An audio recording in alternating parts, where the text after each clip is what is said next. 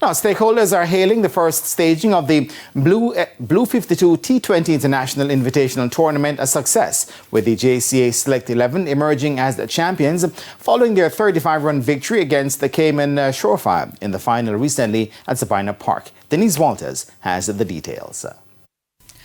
With the final reduced to 10 overs, the JCA Select 11 electing to bat posted 144 for 3. Leroy Lugg blasted 59 from 25 balls for the top score, while Adrian Ware added 35. Michael Meggs and Christoph Virgo both had a wicket each for the Cayman Surefire team. In reply, the Caymanians were reduced to 109 for 2 off their 10 overs. Rashane Gordon was unbeaten on 66, while Brandon English contributed 20 not out. Captain Andre A. McCarthy and Alex Hines got a wicket each. Well, it's a great feeling, because we play well together as a team. I think the team come out each day and show their worth. And I think it was a good tournament and our team do well and come out on top. Yes, my team performed excellent throughout the competition. I think individual put their hands up each and every game, and I think that help us to win the competition. McCarthy, who was the player of the tournament, picking up 8 wickets and scoring 49 runs, says previous knowledge of the Surefire team helped them in the final. The plan was to just come out and play hard cricket, because we play this team in the first game and we beat them, so we think we have advantage over them coming into the final. So we just stick to our plan and just come out and play hard cricket. Orion Williams is the captain of the Cayman team. I must say, congrats to the Jamaica Select 11. They played well. To our guys, well played, well tried. It was a tough competition, a nice one. I think we had some hiccups.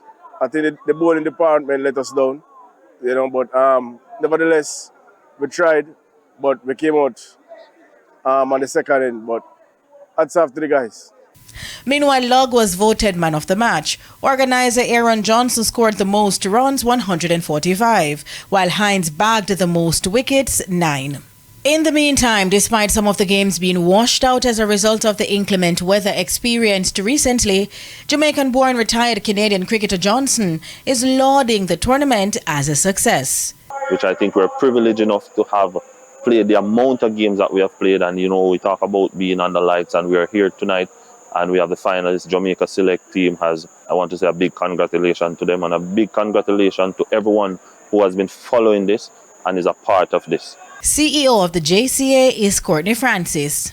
And what it has also done, it has also exposed some of our cricketers and get them to play some T20, some needed T20 cricket.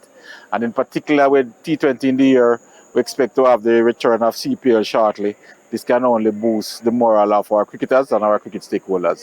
Pani Chitney, co-owner of the Seattle Thunderbolts team that took part in the competition, welcomed the experience for his minor league team from the US.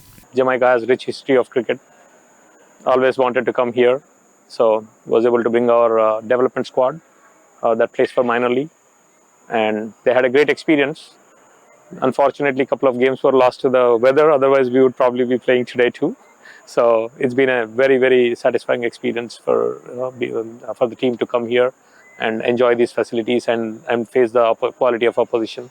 So it was overall a very enjoyable experience. He says the team got a chance to meet a number of Jamaican cricketers who also play for the West Indies cricket team. The biggest things is, team got to meet Brandon King. Aaron himself is a very accomplished player. Yesterday we met Shields, right?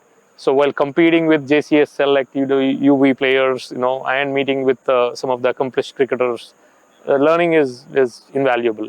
12 teams from 5 countries, Jamaica, the United States, Canada, the Cayman Islands and Guyana, took part in the inaugural staging of the Blue 52 T20 International Invitational Tournament. Denise Walters for TVJ Sports.